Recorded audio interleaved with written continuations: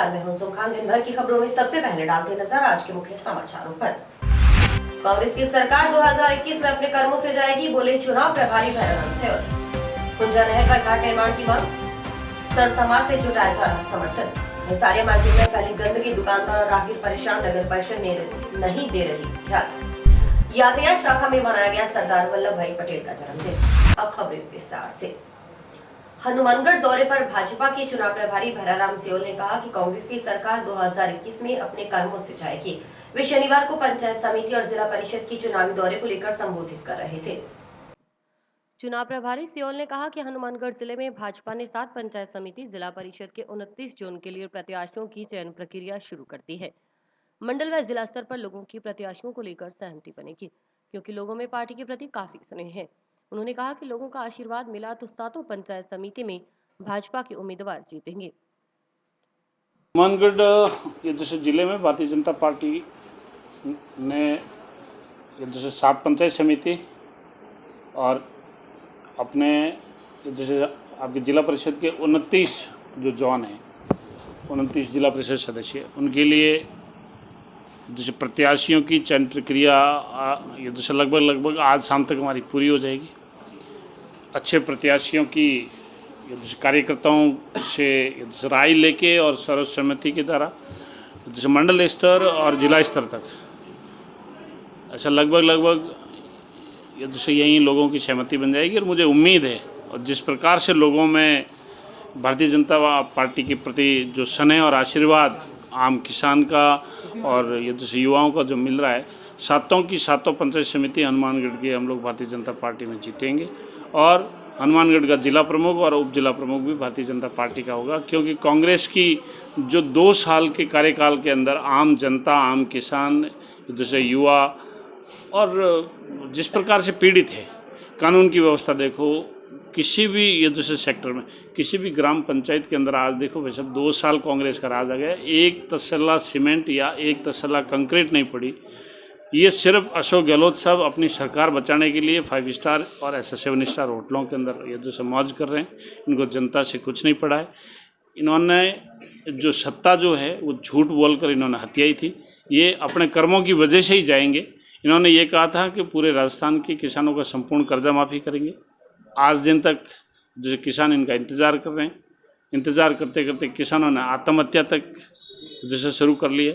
और इन्होंने ये कहा था कि बेरोजगार युवाओं को 3500 रुपये का जैसे बेरोजगारी भत्ता देंगे। वो इन्होंने कहीं पर योजना यहाँ आपके ग्राउंड में ये तो देख नहीं रही है। जैसे बिजली के बारे में इतनी समस्या है, 833 रुपये की जो पूरे राजस्थान के अंदर किसानों को सब्सिडी दी जा रही थी, वो इन्होंने बंद कर दी है। और किसानों को बेवजह से इन्होंने जो एक ऐसा विजिलेंस के रूप में इन्होंने बिजली घर वालों को टूल की तरह जैसे इस्तेमाल कर रहे हैं। और एक चीज़ मैंने और देखी है कि इस 2 साल के राज में लॉ एंड ऑर्डर की व्यवस्था बिल्कुल ऐसे ख़राब हो चुकी है। जगह जगह ऐसे बच्चियों के साथ बलात्कार हो रही है, चोरियाँ, डकैती, हत्याएं, कानून नाम की कोई चीज़ नहीं है। ये जैसे ब्यूरोक्रेसी के ऊपर इनकी कोई भी जैसे मॉनिटरिंग नहीं है। ब्यूरोक्रेसी अपने हिसाब से बैठे हैं। और माननीय मुख्यमंत्री जी सिर्फ और सिर्फ अपनी कुर्सी बचाने के लिए वहाँ पर ये जैसे जयपुर में बैठे हैं। अपने ये जैसे सीएम हाउस के अंदर होम आइसोलेशन हो रखे हैं। कोरोना का तो सिर्फ वो गाइडलाइन की पालना के लिए सिर्फ अपनी ओर से ये जैसे मौखिक रूप से वो कह रहे हैं, लेकिन कांग्रेस के खुद के कार्यकर्ता कोरोना की गाइडलाइन को पालन नहीं कर रहे हैं। चुनाव प्रभारी ने कहा कि कांग्रेस के 2 साल के कार्यकाल में हर वर्ग पीड़ित है। कांग्रेस अपनी सरकार बचाने के प्रयास कर रही है। उन्होंने कहा कि कांग्रेस ने चुनाव से पहले किसानों का संपूर्ण कर्जा माफ करने की घोषणा की थी, मगर उसमें फेल हो गई। वहीं सरकार ने बेरोजगारी भत्ता नहीं दिया। साथ ही सबसे बड़ी समस्या बिजली की समस्या है। इससे लाखों लोग जूझ रहे हैं। किसान संगठन नहीं कर रहे हैं, ये कांग्रेस के कार्यकर्ता कर रहे हैं। और कांग्रेस जब भी भारतीय जनता पार्टी अच्छा कोई काम कर रही हो, चाहे वो 370 हटाने का हो, 35(1) हटाने का हो, या ये जैसे राम मंदिर का हो, या ये जैसे सीए का कानून हो, या किसानों के हित के अंदर जो कृषि बिल आदरणीय मोदी जी लेके आए हैं, मैं इन कांग्रेसियों को ये कहना चाहता हूँ कि खुले मंच पर वो डिबेट कर लें कि कौन सी चीज़ किसान के अहित में है। ये सिर्फ भ्रम पैदा करने की स्थिति पैदा कर रहे हैं और कुछ नहीं कर रहे हैं। इनको अपनी सरकार बचानी है और इनको किसानों से कोई लेना देना नहीं है। यदि इनको किसानों की इतनी चिंता पड़ी है तो 833 रुपये पूर्ववर्ती सरकार ने सब्सिडी दी थी, सबसे पहले तो उसकी वापसी की घोषणा करे और कोरोना काल के अंदर 6 महीने के बिजली के बिल, घरेलू और कृषि बिल दोनों को माफ करने का काम कांग्रेस पहले घोषणा करे। तो अभी ये प्रत्याशी के नाम कब तक आप घोषित समय कम रहा है? यदि से 4 तारीख से नॉमिनेशन है, यदि से हमारी प्रक्रिया लगभग पूरी हो गई। कल यदि से शाम तक हमारे पास में सारे नाम आ जाएंगे।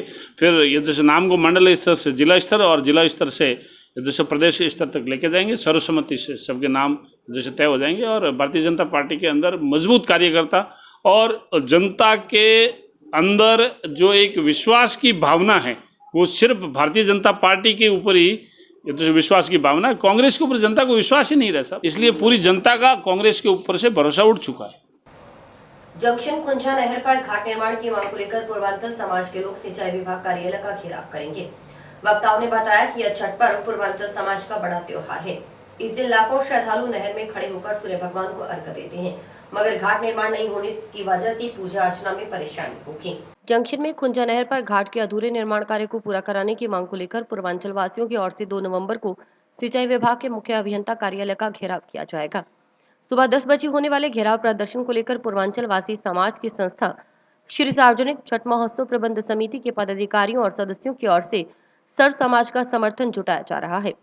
बार संघ व बजरंग दल, विश्व हिंदू परिषद तथा माकपा कार्यकर्ताओं ने भी खुंजा नहर पर घाट निर्माण की मांग की है।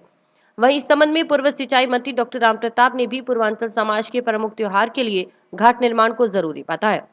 उन्होंने कहा कि पूर्वांचल वासियों का ये प्रमुख त्योहार है, इसलिए जल्द ही घाट निर्माण होना चाहिए।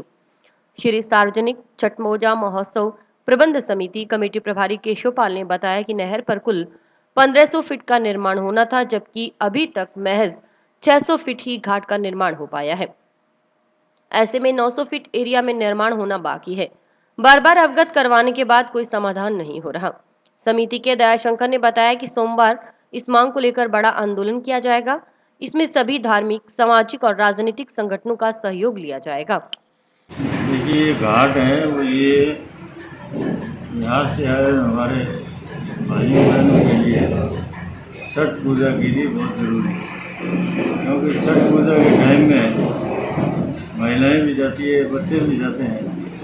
तो घाट बने रहे तो दुर्घटना होने की संभावना नहीं रहती और साथ में नए की दुर्घटनाएँ नहीं होती, साथ में नहरों का भी नुकसान नहीं होता। कच्ची नहरें होती हैं तो उसमें बार बार इस तरीके से रहने से डैमेज होती है। तो ये अधूरा काम है, इसको जल्दी से जल्दी पूरा करना चाहिए। जो हमारे पिछले काफ़ी सालों से हनुमानगढ़ में स्थापित हैं, उन्होंने अपने यहाँ घर बना रखे हैं, इनके यहाँ रिश्तेदारियाँ भी हैं, इनके पूरा समाज है, इनके पूरे अलग अलग जाति के लोग यहाँ इकट्ठे हुए हैं, जो मेहनत मजदूरी करते हैं, अपना अपना व्यवसाय भी करते हैं। उनका छठ का जो पर्व था वो एक बड़े उत्साह के साथ मनाया जाता है।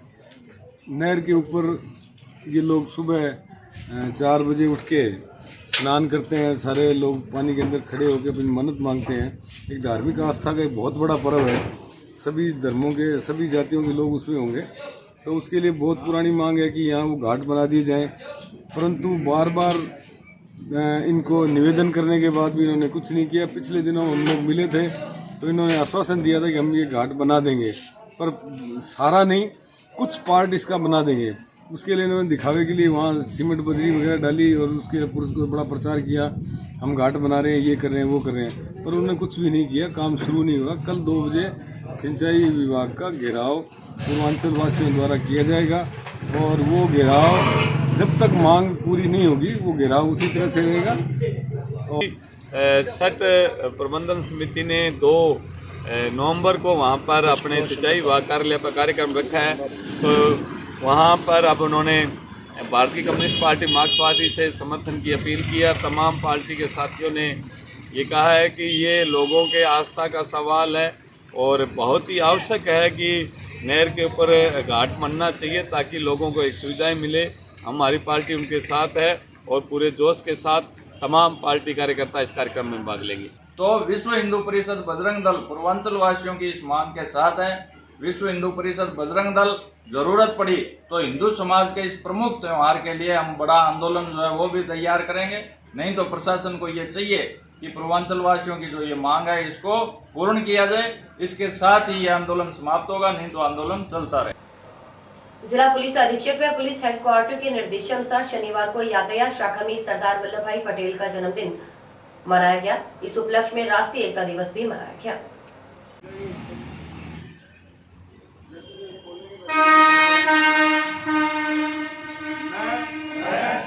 निष्ठा से शपथ लेता हूँ कि मैं राष्ट्रीय एकता, अखंडता और सुरक्षा को बनाए रखने के लिए समय को समर्पित करूँगा और अपने देशवासियों के बीच यह संदेश फैलाने का भरसक प्रयास करूँगा। मैं यह शपथ लेता हूँ कि अपने देश की भावना से ले रहा हूँ जिसे सरदार वल्लभ भाई पटेल की दूरदर्शिता एवं कार्यों द्वारा संभव बनाया जा सके। मैं अपने देश की आंतरिक सुरक्षा सुनिश्चित करने के लिए अपना योगदान करने का भी सत्यनिष्ठा से संकल्प लेता हूँ। जय हिंद। ट्रैफिक इंचार्ज अनिल चिंदा ने बताया कि इस मौके पर कर्मचारियों और अधिकारियों को एकजुटता और अखंडता की शपथ दिलाई गई। उन्होंने पुलिस कर्मियों को एकजुट होकर कार्य करने की बात कही। साथ ही कोविड-19 के रूल्स की जानकारी दी। वहीं कोरोना महामारी को ध्यान में रखते हुए मास्क का वितरण भी किया गया। श्रीमान जिला पुलिस अधीक्षक महोदय एवं पुलिस हेडक्वार्टर के निर्देशानुसार यातायात शाखा में अधिकारी एवं कर्मचारियों द्वारा सरदार वल्लभ भाई पटेल के जन्मदिन के उपलक्ष्य में राष्ट्रीय एकता दिवस के रूप में एक शपथ दिलवाई गई है, जिसमें कर्मचारीगण एवं अधिकारियों को शपथ में कहा गया है कि एकजुट होकर कार्य करेंगे और देश की अखंडता और उसके लिए, और इसके अलावा कोविड-19 रूल्स को ध्यान में रखते हुए आज मास्क भी वितरण किए गए हैं ताकि कोरोना वायरस से बचा जा सके। वहीं राजकीय पीजी कॉलेज में भी नो मास्क नो एंट्री अभियान चलाया गया। इस मौके पर जागरूकता रैली निकाली गई। रैली बाजार की मुख्य गलियों से होकर निकाली। इस दौरान लोगों को मास्क पहनने के लिए भी जागरूक किया गया। व्याख्याता विनोद जांगिड़ ने बताया कि कॉलेज प्रशासन की ओर से जागरूकता अभियान चलाया गया है।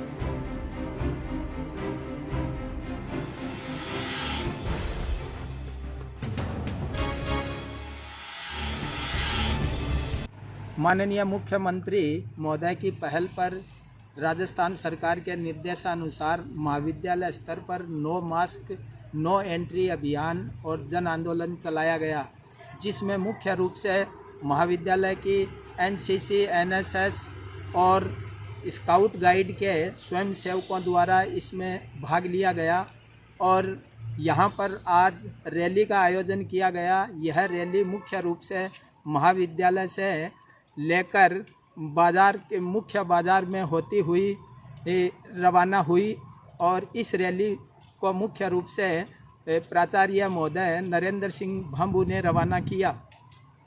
मुख्यमंत्री के अनुसार नो मास्क नो एंट्री अभियान का मुख्य उद्देश्य कि कोविड-19 महामारी की रोकथाम हेतु अभी तक कोई वैक्सीन नहीं बनी है, तो मास्क पर ज़्यादा से ज़्यादा जोर दिया जाए। फर्जी डिग्री प्राप्त कर शिक्षा विभाग में अध्यापक के पद पर कार्यरत इंदिरा कुमारी को नौकरी से हटाने व गिरफ्तार करने की मांग एक महिला ने की है। महिला का आरोप है कि फर्जी डिग्री लेकर बने शिक्षक बच्चों का भविष्य खराब करेगी। उन्होंने बताया कि इस संबंध में बीकानेर शिक्षा विभाग में भी शिकायत की है, मगर अभी तक कोई कार्रवाई नहीं हो पाई है। एक्शन लेंगे अभी तो मौखिक रूप से सिर्फ ये भेजे गए कागजात, बाकी मौखिक रूप से मिलेंगे। इंदिरा कुमारी के खिलाफ फर्जी डिग्री का एक मामला दर्ज करवाया था मैंने, जो राजसमंद शिक्षा अधिकारी के अंदर मैंने जो इसके फर्जी डिग्री का जो मैं एक एप्लीकेशन दे के आई थी कि इसने फर्जी डिग्री से अपनी वो प्राप्त की है और नौकरी प्राप्त की है। उसके बाद फिर शिक्षा अधिकारी से बीकानेर थाने के अंदर उसकी फर्जी डिग्री की 420 उस धारा लगी, उसके ऊपर 467, 468 और 471। उसके बावजूद भी बीकानेर थाने के अंदर शिक्षा अधिकारी ने वहाँ उसकी एप्लीकेशन भेजी है राजसमंद से, और उसके बावजूद भी वो फर्जी डिग्री उसने जो ली है उसके बावजूद भी आज 4 महीने के ऊपर कोई कार्रवाई नहीं हो रही और ना उसे कोई गिरफ्तार कर रहे हैं। राजसमंद थाने से उसकी जो डिग्री आई थी, और मेरा यही निवेदन है कि इंदिरा कुमारी को जल्द से गिरफ्तार किया जाए और मैंने जो सारे कागज़ कार्रवाई उसकी जो दी है उसकी सुनवाई की जाए, और मेरा बार बार यही निवेदन है कि जल्द से जल्द इंदिरा कुमारी को गिरफ्तार किया जाए। आपके पुराने वाले मामले में आप गिरफ्तारी हुई है कुछ? नहीं, मेरे कोई इस मामले के अंदर कोई से गिरफ्तार नहीं कर रहे, क्योंकि वो जब भी जाते हैं और कुछ ना कुछ वो पता नहीं क्या वो करके आ जाते हैं और जिससे मेरी कोई सुनवाई नहीं हो रही। आप क्यों मैंने शिकायत इसलिए की थी क्योंकि वो एक फर्जी डिग्री उसने ले रखी थी और एक मेरा विवाह चल रहा था जो विकास नागपाल के साथ वो भाग चुकी थी, और विकास नागपाल मुझे 10 साल से शादी का झांसा दे के रख रखा था, और जो मेरी बच्ची थी 13 साल की जिसके साथ उसने बदतमीज की थी दोनों ने, और उसके बाद यहाँ से दोनों भाग चुके थे, और भागने के बाद वो जब भी उनको गिरफ़्तार नहीं किया गया और विकास नागपाल को गिरफ़्तार किया गया था, और उसके बाद मुझे पता चला कि ये फर्जी डिग्री पे है, तो उसके बावजूद मैंने इसके ऊपर एक कार्रवाई की, और कार्रवाई करने के बाद मुझे पता चला कि फर्जी डिग्री पे टीचर लगी हुई है, और उसके बाद राजसमंद से वहाँ से सूचना आई है कि इसको जल्द से जल्द इसको गिरफ्तार किया जाए। टाउन की हिसारिया मार्केट में इन दिनों गंदगी का आलम छाया हुआ है। ऐसे में यहाँ के दुकानदार और राहगीरों को परेशानी का सामना करना पड़ रहा है। इस संबंध में नगर परिषद को कई बार अवगत करवाया गया, मगर अभी तक कोई सुधार नहीं हुआ है।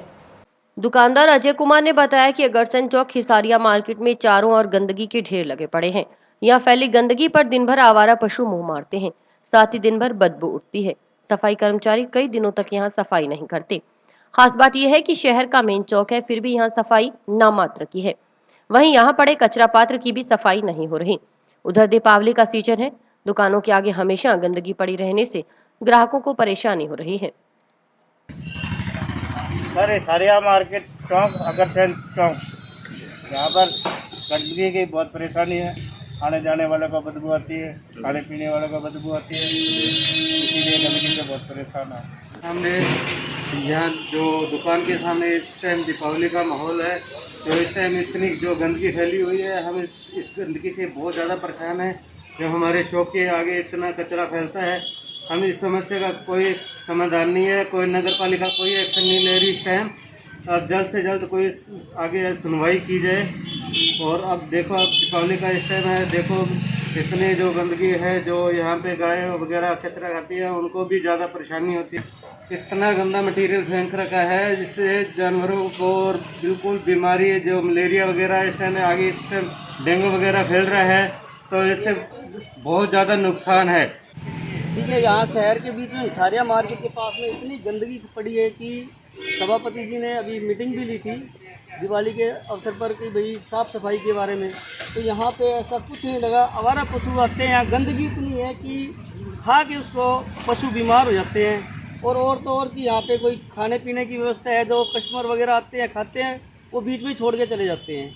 इतनी गंदगी है कि बीमारी, लोग कहते कोरोना कोरोना कोरोना, कैसा कोरोना जाएगा जब इतनी बीमारी इतनी गंदगी पड़ी है यहाँ पे। शहर का ये जो मेन चौक है हिसारिया मार्केट, वहाँ ये हाल है। वाल्मीकि समाज की ओर से शरद पूर्णिमा के उपलक्ष्य में भगवान वाल्मीकि की जयंती मनाई गई। इस मौके पर वाल्मीकि मंदिर कमेटी की ओर से प्रभात फेरी निकाली गई। सुबह 10 बजे प्राचीन मंदिर में सत्संग का आयोजन किया गया। इस मौके पर जंक्शन में वाल्मीकि चौक का उद्घाटन भी हुआ।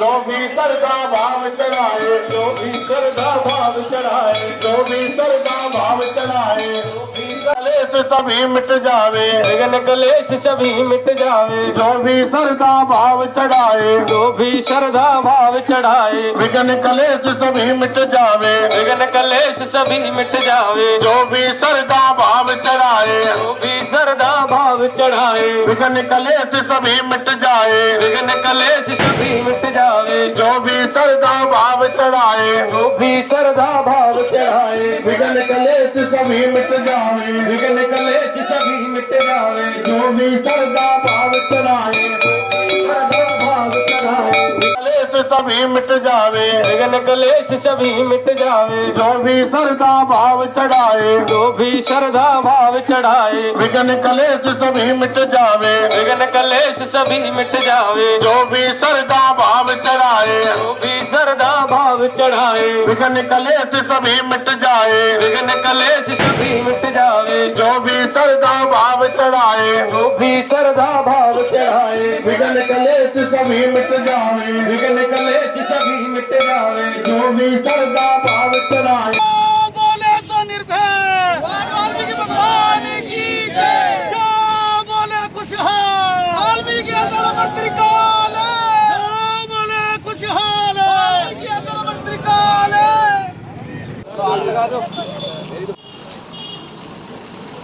सभी वाल्मीकि समाज व शहर वासियों को वाल्मीकि प्रकट दिवस की हार्दिक शुभकामनाएं।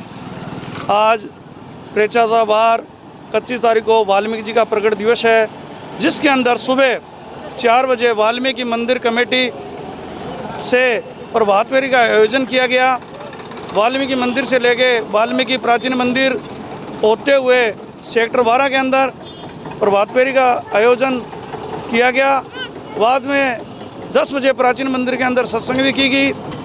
अब भगवान वाल्मीकि का 10:30 बजे चौक का उद्घाटन चेयरमैन साहब द्वारा किया गया है।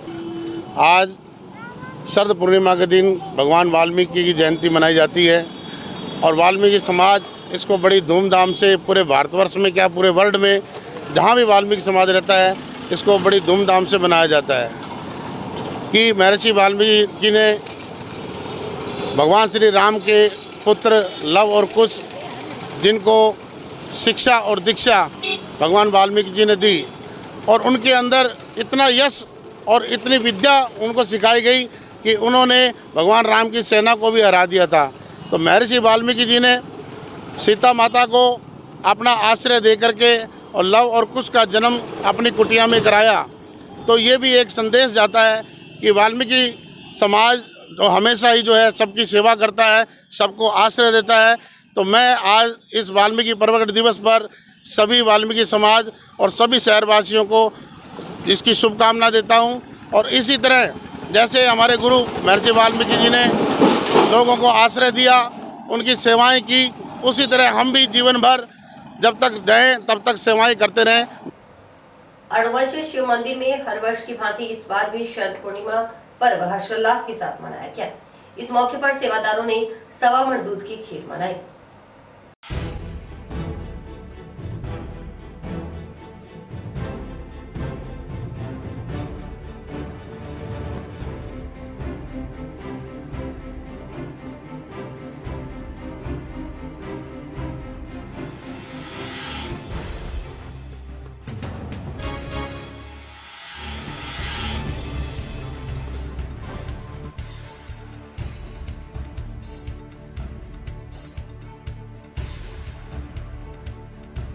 हर वर्ष की भांति इस वर्ष भी अड़वंश शिव मंदिर में शरद पूर्णिमा का त्यौहार बड़े हर्षोल्लास के साथ मनाया गया और इसमें हर वर्ष की भांति 1.25 मण दूध की खीर बनाई जाती है, जिसे पूर्णिमा की रात को चांद की रोशनी में रखा जाता है और उसे सुबह भगवान को भोग लगा करके प्रसाद वितरण किया जाता है। उसी तरह से अब की बार भी सभी कार्यकारी सदस्यों ने बड़े हर्षोल्लास के साथ इसमें योगदान दिया और अब की बार कोरोना काल के कारण कुछ कमी रही कि जैसा हम प्रसाद बनाते हैं पिछली बार तो उसका प्रसाद करीब हम 9-10 बजे तक सब वितरण कर देते हैं।